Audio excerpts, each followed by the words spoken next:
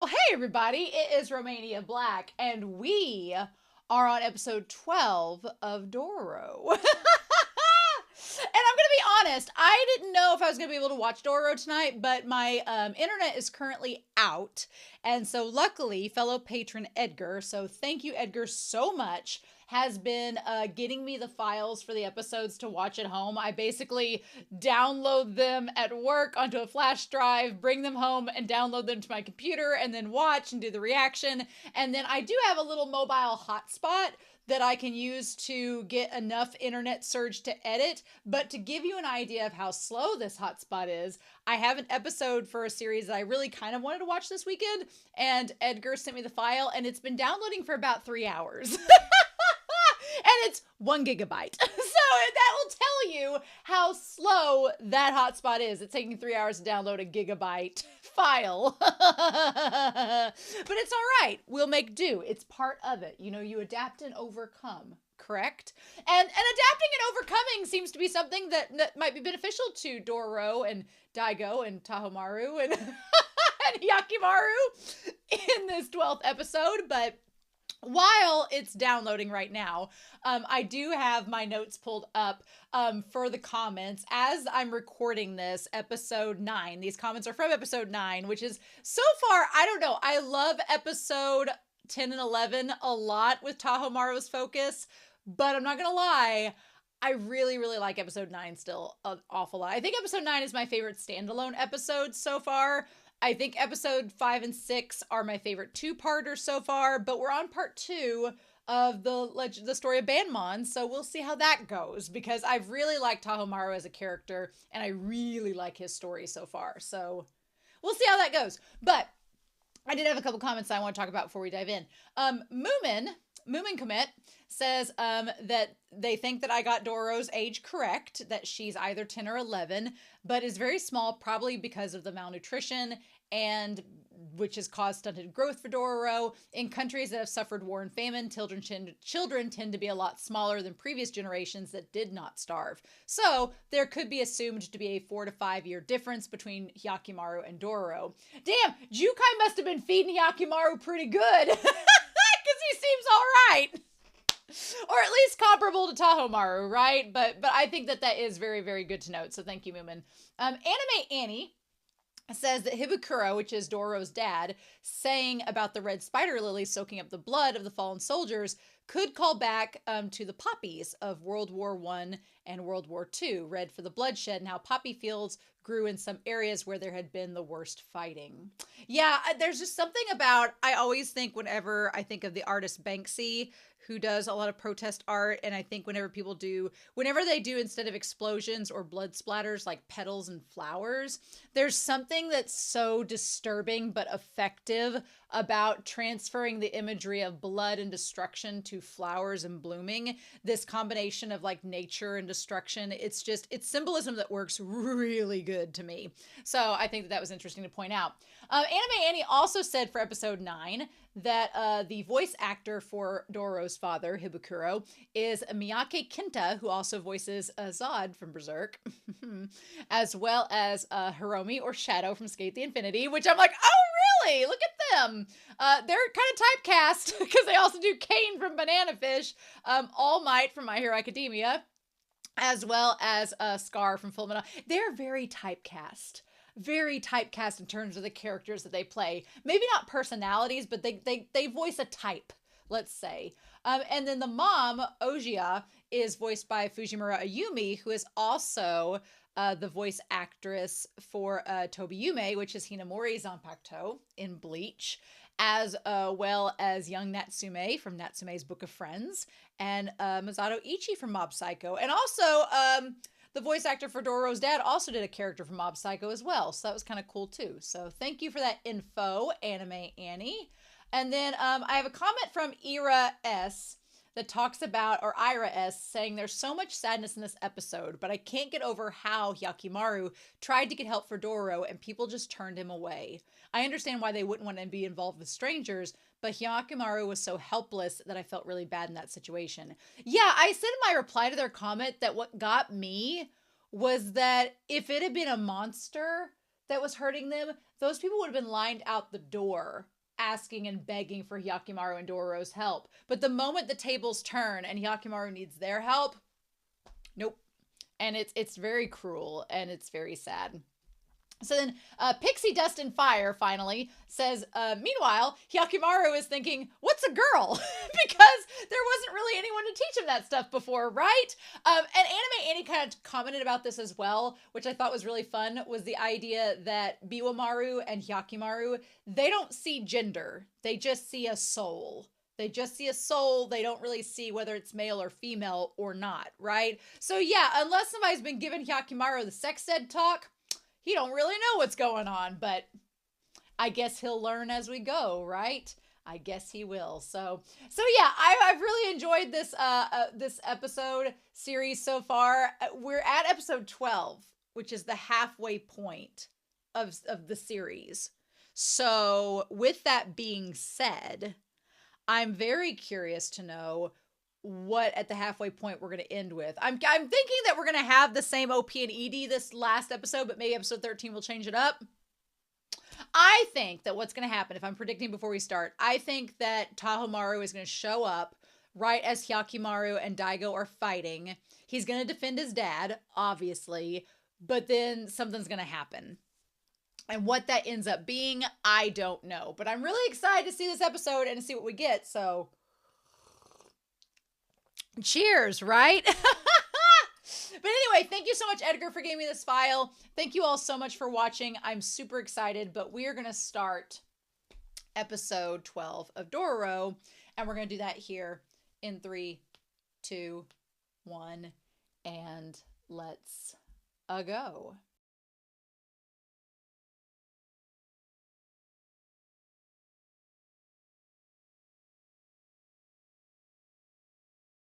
Well, color me surprised.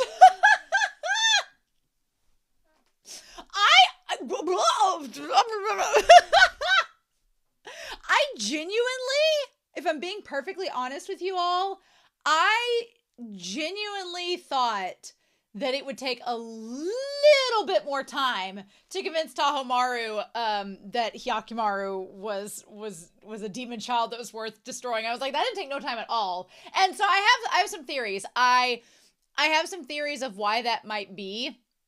And obviously I'm trying to skirt around spoilers as much as I can about whether this is correct or not. But part of the theories I had were a number of different things. One is because this is condensing down, you know, however many several dozen episodes the original 1969 series was to this one, that we might have, one, cut out a lot of extra fluff with Tahomaru and just gotten to the nitty gritty of it all.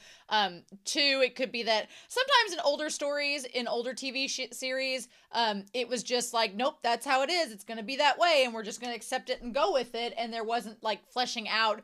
I think of some series now that are more modern day storytelling. There's a lot more fleshing out of that morality and of that, you know, is this immoral? Are we doing the right thing conversation? A lot of older narratives are kind of like, no, this is just what they thought, and we're just going to go with it. And it's like, oh, okay. So, and that could very well be the case, is that that's how it was in the 1969 version. So we're just adapting it, and that's what we got to do, which is fine.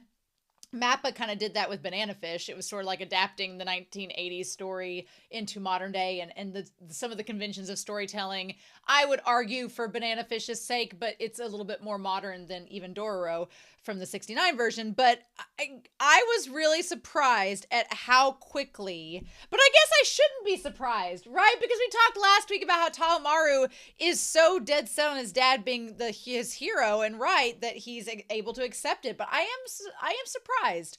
I was really expecting more fleshing out of that story and plotline, but they might be saving that for the second half, and we just had to get through this, you know, midway point. But because they start out by being like, this is really about a dad, Daigo, who fed his son to the demons under the guise of saving his people, but it was really to feed his own ambitions. And at first, Tahomaru seemed to be on the same page as his mom, and I was like, yeah, exactly. And then he turned on a dime, and I was like, wow, that didn't take much convincing. But yeah, he was just fueling his own ambitions. He was willing to sacrifice his son to get what he wanted. And yeah, and it caused his son to suffer. Yep, and knocked the head off of the goddess of mercy, the son who crawled from the ashes to regain the body that was snatched away from him. And the part of it is that the thing that's so crazy about it is Hyakimaru, he was never on a path of vengeance against Daigo. That wasn't what it was at all. He literally was just wanting to survive and live.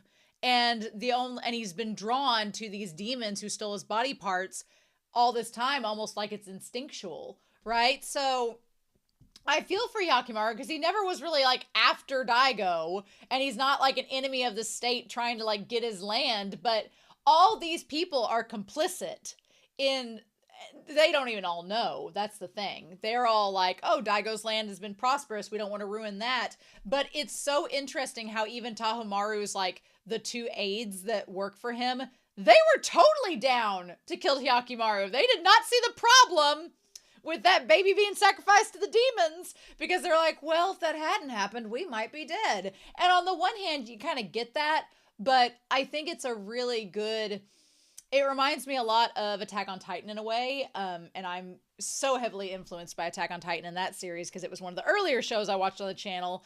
But in that series, there is a major discussion about sacrifice and a major discussion about the morality of, well, why do we do the things that we do? And what's so hard about it is in our own world, in modern times, we have to deal with, well, here's why we have the luxuries that we do.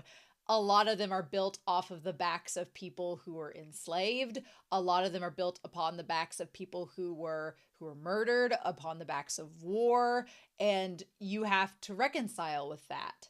And the difference in this case is that he's standing right in front of them. And it's like, oh, it's like you're not just dealing with like your history and reconciling with that history, but the history is alive still and looking you square dead in the face.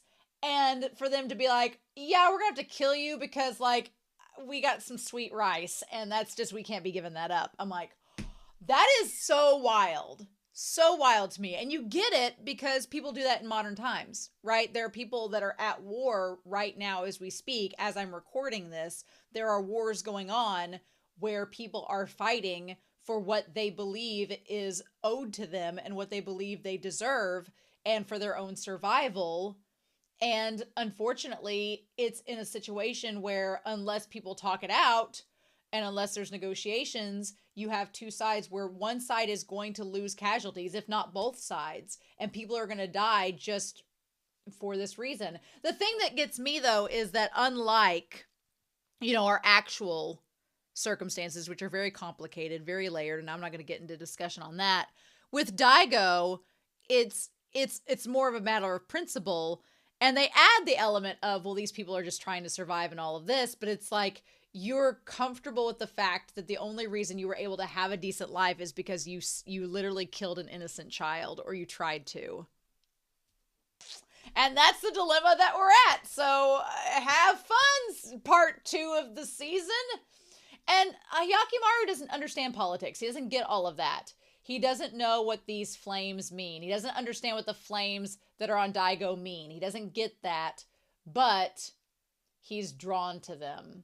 And he's drawn to them because it's a sign that he wants to get his body back. And it's almost like his body is reacting to the flames, being like, these are connected to a demon's. So thus, I'm drawn to them because they are connected as part of me. My thing is, I wonder if it's like a Horcrux situation where Daigo is the last one that has to be killed in order for him to get his entire body back, is that he's going to have to kill his dad to do it. The worst part about all of it is that Hyakimaru, who had no clue this man was his father, who had no clue he had a brother, who had no clue about any of this, the only person that showed a ounce of kindness to him out of his family was his mom. At first, Tahomaru did, and I was like, okay, cool, we can have nice things. But no, Tahomaru is instantly brainwashed against it, and we'll talk about that. And the mom's the only one that tries to beg for forgiveness and is like, we did horrible things. Can you ever forgive us? And the dad, Daigo's just horrible and he won't even acknowledge him as his son. He's like, why are you even alive, you half demon? And Hyakimaru's like, wow, thanks, Dad. Thanks, Pops. Really appreciate that. Oh, I am going to miss the OP. I'm going to miss the OP. I really liked the OP. I liked the ED too, but I really liked the OP. I had grown on. It had really grown on me, and I was really enjoying it. And now, sadly, it's gone. So that's really sad. But yeah, I think Hyakimaru in that moment shows how dangerous he is, because he just appears right behind Daigo. Like, Daigo had no... And I love the red X, like, on his head, the scar of the X, like, from the demon showing up, and Hyakimaru's like, hey, what's up? And he's like, oh, that part was amazing. I loved him just showing up like that. But I wonder if he's going to have to kill Daigo in order for the demon to totally be gone. And the idea of the baby popping up from behind him, like he views it as the ugly baby rather than his son. Oh my God. Terrifying. And Hyakimaru's like, hi, I'm here. And he's like, why are you alive? You half-born demon child. And poor Hyakimaru, like, for his father to be like calling him a half-born demon kid, and he's like, what? And it's just like, but Dororo, I'm glad that Dororo is there with him to kind of assuage his concerns that he's like, am I a monster? And Dororo's like, no, your parents are monsters because of what they've done to you. Yeah, no mercy. They just instantly want him to die. And poor Hyakimaru being like, he finally gets reunited with his family, and it's the worst family reunion ever. His mom stabs herself. His brother turns on him. His dad's a dick. It's just like, I can't blame him for feeling so horrible. Like, this poor kid. He's like, was I only half born and a demon child? What I really need is for him to see Jukai again. Now that he can hear, now that he can talk, I really need Dororo to meet Jukai again and talk to him. And maybe now that he can, you know, sense Biwamaru and hear him, maybe that will help as well. Because Biwamaru has been given a plethora of information and exposition this episode. Biwamaru, he gets a lot of info, and now he knows things. So maybe he can, you know, inform Hyakimaru of what's going on. One thing that I'm very glad about this episode is I'm really glad that Dororo was not found out. I'm glad that Dororo dresses like a boy entirely. And I'm glad that they weren't found out to be a girl, because I was afraid that was going to happen and they were going to end up in a bad place. Also, that look that Dororo gives when they get punched and they swing back and they're like, is very much like, bitch, I was raised by wolves. Like, very much that line. I feel like Dororo is a lot tougher than they appear. And so it's like, if you're going to try to rough up Dororo, you better do a better job than that, because that's not good enough. But poor Dororo. Also, I'm glad that the one kid whose name is the hardest for me to say, was his name Sukuroku. Sukuroku, I'm glad. For a second, I was really excited because I thought they were going to follow Dororo, but two's companies, three's a crowd. I'm glad that their parents ended up being okay in the end and they were able to stay. Good for them. That part was really nice to see. But for a second, I was like, this poor kid who's lost his family. I just love the fact that Dororo is so comforting to him and is like, hey, man. And Dororo is such a great empath and such a great person for Hyakimaru and all these other characters, because they know. They've lost their parents. They've been in war. They've seen people go through these horrible crimes and horrible acts, and they still maintain this heart and truth to them. And I love Dororo. I was really afraid when I started this series that Dororo would be an annoying little kid that would follow Hyakimaru around and be like, what are we going to do today, Mr. Hyakimaru? Like, I was afraid it was going to be one of those scenarios. And I was like, I don't know how to feel about this. Dororo is like, I know why the show is named after them. They are the glue of this series. They are holding it all together. And they are such an important person in Hyakimaru's life. It's their sister. So I'm just, I feel for them so much. And it sucks that they have to kind of like put a lot of people's burdens on their backs, right?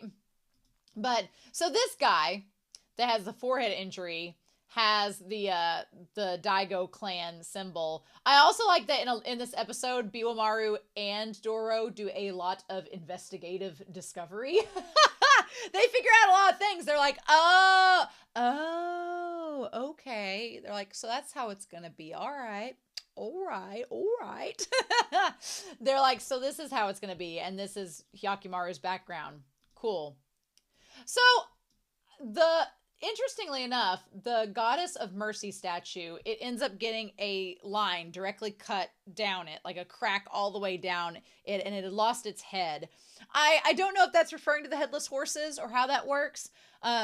Biwamaru has the statue. I'm curious if there's implications. We know that there's like green energy, green spirits, like the Goddess of Mercy, that seem to be contradictive to the demon spirits, but I don't know what to do with that yet. The series hasn't really made an identification of what to do with that. So it's like, well, what do we do with these spirits? How does that work? So I'm going to be curious to see what the series does in the second half with if Biwamaru keeps the statue, what they're going to do with it. Is the mom dead, or did she just stab herself and they're going to try to heal her? Did they stop her in time? We don't know. We don't know. We're not going to find out next week.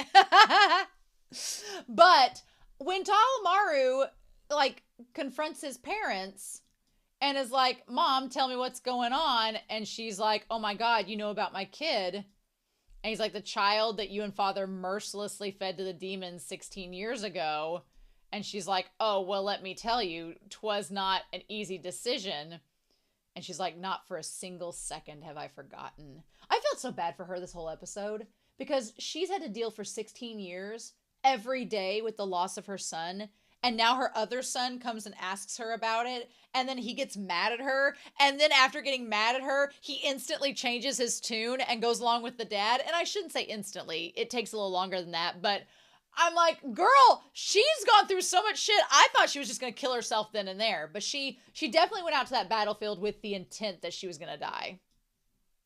I'm like, Also, the scene where Dororo is climbing up the rock face, that gave me such anxiety because I kept thinking that they were going to fire an arrow and it was going to go through Dororo's foot or leg and something brutal was going to happen and they weren't going to get to scrape up that rock face. That's what I thought was going to happen. And I'm glad that this kid managed to live. I thought they were going to kill him. I was so convinced they were going to like snap his neck. Yeah, 'twas not good. And like an innocent baby for the domain. And you call yourselves parents. That part there, I mean, Tahomaru, for the record, I like his character a lot, but man, he's easy to convince one way or another. He comes to conclusions rather quickly, right? Because at first, the flame is like on her side. And he's like, well, how could you as parents? And she's like, bitch, I carried that kid and like watched him turn into a little corpse. Don't get She handles this very well. I would have told him off and been like, you don't even know, sir. Because he gets mad at them and acts kind of high and mighty. And that's when the dad shows up and he's like, well, it's because we're parents. Now, in that moment, he's like, you don't understand, Tahomaru. He's like, the hellish days this land has seen. We did it for our kingdom. Like all the pandemics and the epidemics, the disasters, the famines. He's like, this land was all but dead.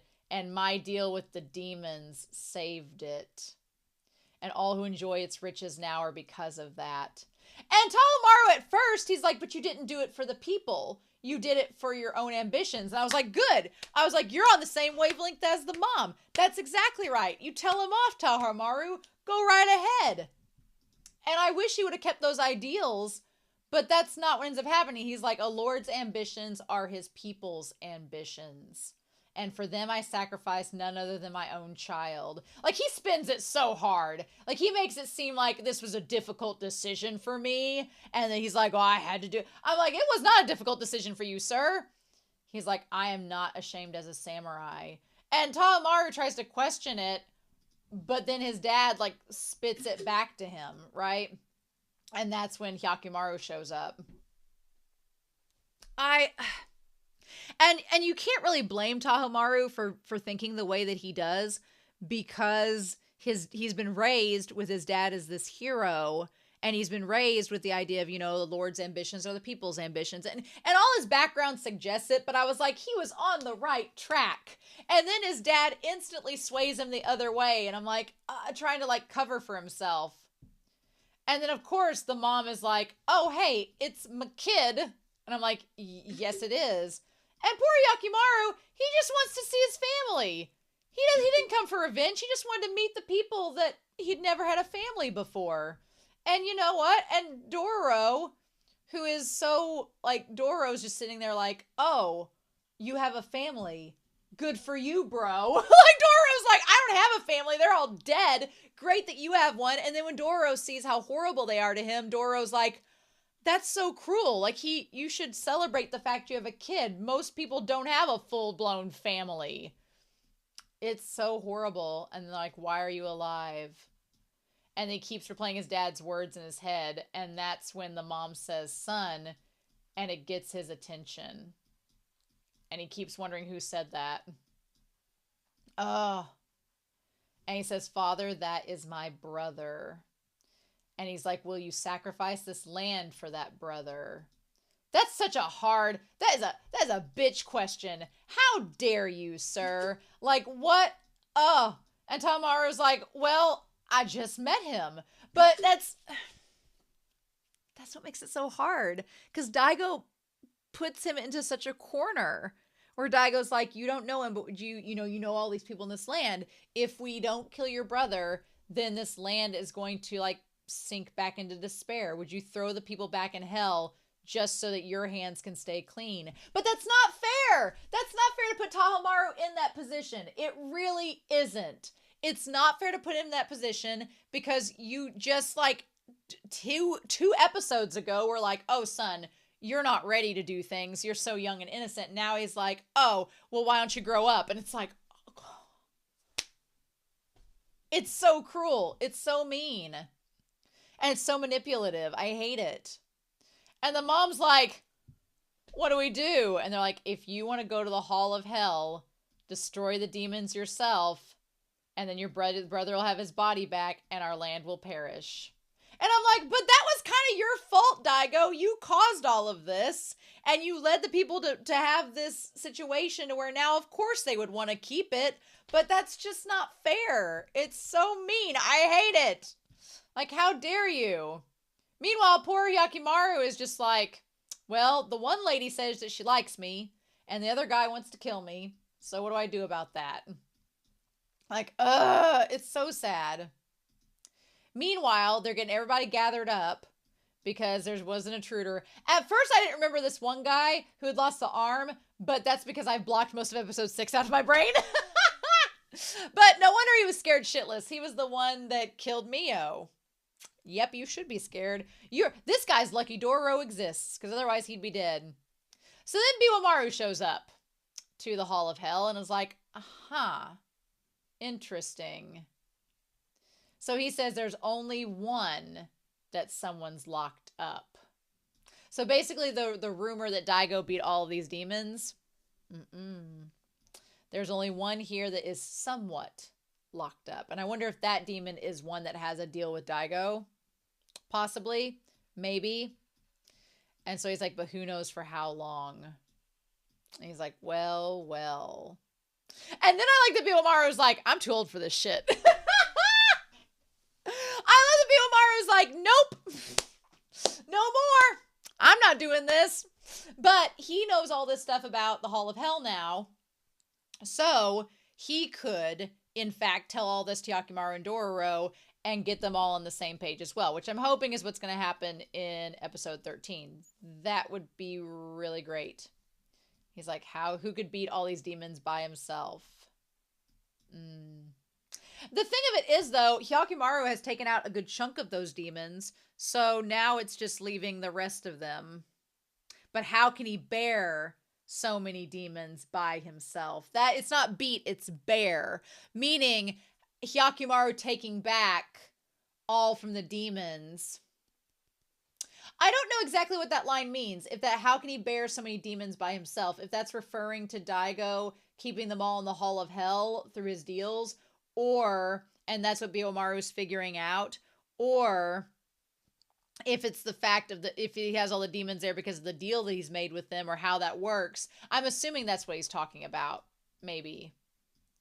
But yeah. And then the mom being like, I don't know, I know not who named him, but the name tells of how he has lived. So Jukai gave him the name Hyakimaru, or someone else gave him that name and Jukai kept it. But the mom, I feel so bad for her. So I give Tahomaru a hard time because he was just instantly like, in the episode, it felt very instant, like, nope, you're my brother, you gotta die. And it's like, whoa. But they do build it up somewhat, where as they're walking to the Hall of Hell, they talk about how there's going to be war at hand, which adds further pressure, being like, oh, if your brother doesn't die, then this land that you've called home is going to go to war and be stricken with plagues and famines and all of this. To protect this means to kill my brother. And he's like, but that would be too immoral. Yeah, it's like, are y'all going to be selfish and kill this brother who did nothing wrong? He literally did nothing wrong. When this story started, he just was trying to get his body back. And then the one guy was down. He's like, yep, we could kill him. And the other one's like, well, I don't want to make that position to answer that question, but I will say that had, this place not been as good as it was, we would have been dead. And then I thought what was interesting was that Biwamaru said that Tahomaru, he's like, wow, he looks like his brother. Like the shape of his soul, I guess, looks like Hyakimaru's, I'm assuming. Because that'd be the only thing you could go off of. But yeah, I mean, I appreciate that they want to protect the land that they've cultivated and the land they've lived on, where all of their lives have staked a claim. But it's so tragic because they basically become complicit in the idea that, yeah, they're going to have to kill this innocent person to do that. And it's kind of sucks because it makes them all complicit like Daigo. Like I'm not saying they're as bad as Daigo, but they kind of are, because they're like, yep, we got to kill this kid. Sorry. And it's like, so cruel. And at least the mom is like, we need to pay penance and, forgive us for our sins, for what we've done. And the moment she grabbed that knife, I'm like, she's going to stab herself. She's going to commit suicide because she feels so bad. So like the way this demon statue has been broken is unnatural, but there are some still intact. The deal between the demons and the Lord could already be broken. Well, it kind of already is, but then there's that one, the one that's in the center. Yeah, the one that's probably related to Daigo that kicks them out. So, but yeah, we finally connect all the dots. We finally figure out who the Hyakimaru is related to everybody. And Dororo's like, well, that's great. And I do like the fact that Dororo at this moment is like, you have a mom. That's really great. And Hyakimaru's smiling at that. I do love, like I said in the reaction, I love that everybody in this series really likes their moms. Like that's very sweet. I like that a lot. But yeah. So of course, Tahomaru is like, well, what do we do now? Will you throw your people back into hell just so you can stay innocent? I hate that for Tahomaru because I really like his character and I get why he makes these decisions, but it just sucks because Daigo's such a horrible person that rather than Daigo take ownership, he's just brainwashed his kid into thinking that this is the only way. And it sucks so much. Also, will say, the one kid, Senroku or whatever his name is, he is the luckiest kid in the world because he survived the foxfire, he survived the arrow strike done by the stormtrooper archers. He is a lucky damn kid. I'd have kept him along with me in the party for good luck. I'm just saying. But man, when that foxfire demon came down and just swiped somebody's half torso off, I was like, oh! That's the thing. This episode and this series, the way that it does violence, it's just boom, done. You don't have time to even let it sink in. You're just like, oh shit, there went Tahomaru's eye. That happened. But yeah, his right eye, of course, taken out by his brother. Which I kind of want to be like, eye for an eye. Just saying. But again, the phrase is, if it's an eye for an eye, it leaves the world blind. And then Biwamaru being like, ah, yes, the wheels of fate are turning, aren't they?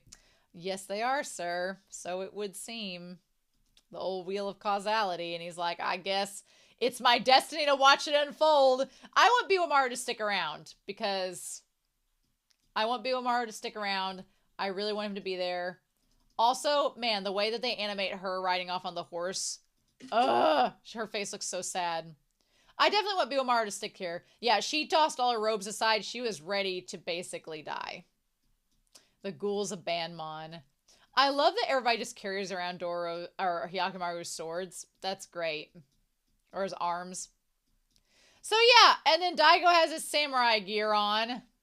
The demon. And yeah, poor Dororo's like, that's that bro's papa. But then this guy reveals he's the one that killed Mio. And of course, that is Hyakumaru's trigger. You mention Mio and her death, and it's like, it's over. He like gets feral. And luckily Dororo was there to stop him. But damn. And then Tahomaru shows up and Dororo's like, well, hey, it's a family reunion. But yeah, everybody's just, ugh, you guys are brothers. And Tahomaru says, my brother, I do not believe what father did to you is right. And at first I was like, okay, well, yes, what Daigo did was not right. He fed you to the demons in exchange for prosperity. And Hyakumaru's like, a half-born. And then Dororo's like, wait, your own family did this to you? That's really cruel. Why would they do such a thing? And he's like, yes, our father did this. And he's like, but this is the sacrifice to protect the domain. I was like, so I guess we're fine with it. I guess in the end, we're fine with sacrificing your brother. I'm like, what a bitch move. That sucks. And Dororo's like, these people are assholes. Essentially, I was like, oh my god. He's like, if we break the deal with the demons, the land will perish. And Hyakumaru was like, look, cool story, bro. But yeah, I don't have any ties to this land, and I'd like my body back. Thanks. He's like, you who threatens the peace of this land are a demon to us now. And Hyakumaru's like, but okay. I hate it. And of course, Daigo is freaking pleased as Christmas punch. Yeah. Oh, I hate it. I hate it so much.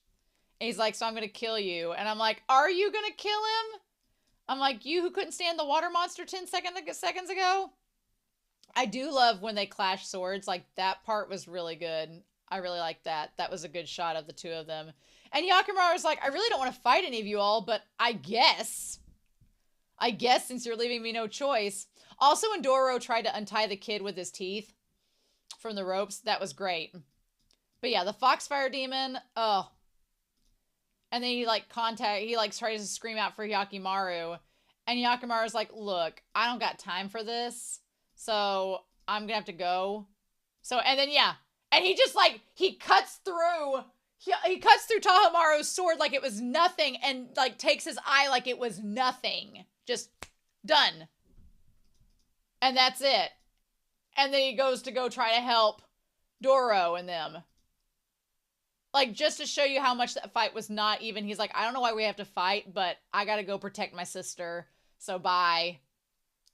And then the fox fire spirit gets sucked up into the BANMON. Into the BANMON bank. Yeah, it got sucked into BANMON. They're like, I don't get it either. We don't exactly know how this curse works. But damn. Yeah, that just happened out of nowhere. That him getting his eye gone. And then the mom shows up. Now, when Daigo says Oku, like, that is the one moment out of this entire series, the one moment that Daigo shows an ounce of emotional response to his wife. And of course, Tahomaru was like, what? And she's like, look, y'all don't understand. I have been dealing with this postpartum depression for 16 mother trucking years, and y'all ain't doing anything. And her looking for her kid. Yeah. And with the goddess of mercy statue with him. and saying how you must resent us. And the thing is, he doesn't resent them. He's just like, I just wanted to find my body. It's like, in your father who fed you to the demons. And of course, Dororo, who is, lost their mom and was really close to their mom and is now seeing Hyakimaru's mom doing all of this. Like, there's like the way that Dororo's eyes instantly are attached, and the people of Daigo who thrive upon your sacrifice. And Dororo's like, that's not fair. You don't know what he's been through. That's just cruel. And so then, of course, Daigo's like, well, our son agrees with me, so how many times do I have to tell you? And she's like, please forgive me, Hyakimaru.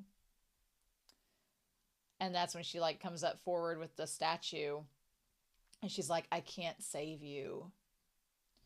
And Hyakimaru is just like, what is going on? What is she doing? What is happening? No matter how immoral, no matter how much you've suffered. And she lowers it. She's like, still, for all our people can do is ask for your forgiveness. She's like, nothing. We must continue to devour you like demons in order for us to live. She basically is saying, like, we are no better than the demons that took your body. Like, we're not helping you. And we're no different. And that's not fair. It's not fair to you. Meanwhile, Biomaru is like, what a fate. What an existence. So everybody's going to be up to speed by the end of this. And then she says, I'm not going to let you suffer alone. And I'm like, oh my God. If you wish for more human blood demons, then take mine. Yeah. But yeah, she stabbed herself in the heart.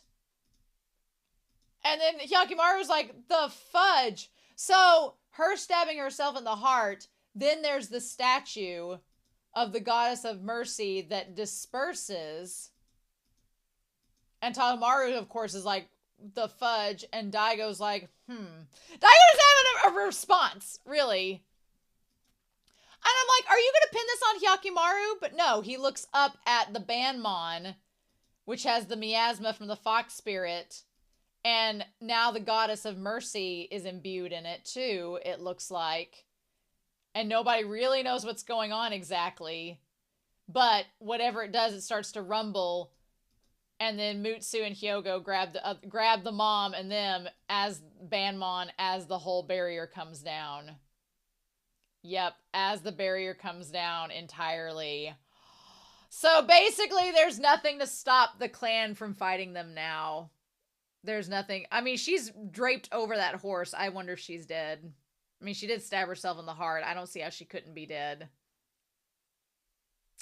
Oh. But yeah, it all coming down. So now there's nothing to stop that army from going towards them.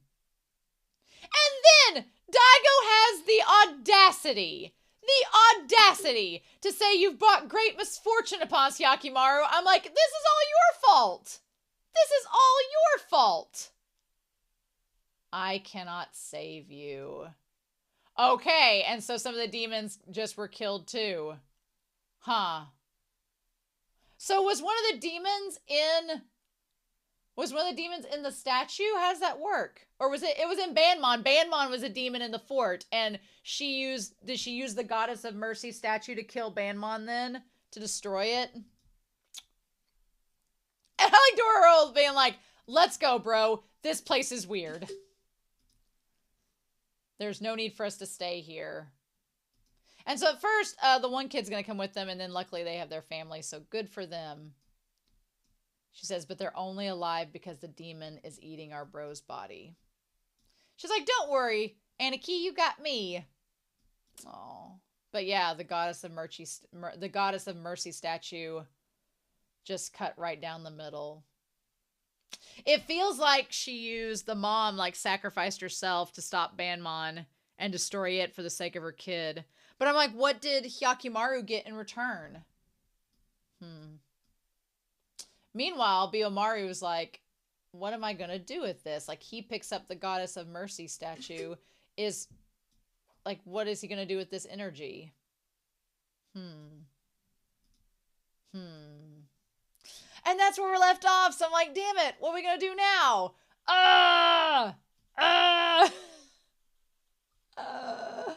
Damn it. Okay. Okay. Well, fine. I'm so intrigued, y'all. I'm so intrigued. But I don't know what we're gonna do from here. So I am really looking forward to see what we get out of this next half of the season. But of course, Tahomaru has drank the Kool-Aid with his dad, and the one person who is the voice of reason, the mom, she's dead now, potentially. So there won't be a voice of reason. It's just going to be Tahomaru listening to his dad and trying to kill Hyakimaru, who just wanted to know his family. Why can't we have nice things, show? Why can't we have nice things? So anyway, wild. Absolutely wild. So, in any case, I'm excited to hear your comments down below, but I'm curious where we're going to go now. I'm just glad that Dororo is with Hyakimaru. That's the main thing. As long as those two are together, then we're good, but wild episode. Anyway, I hope y'all have a wonderful week. Please stay safe, take care, and yeah, I'll be back real soon with more of Dororo. Bye!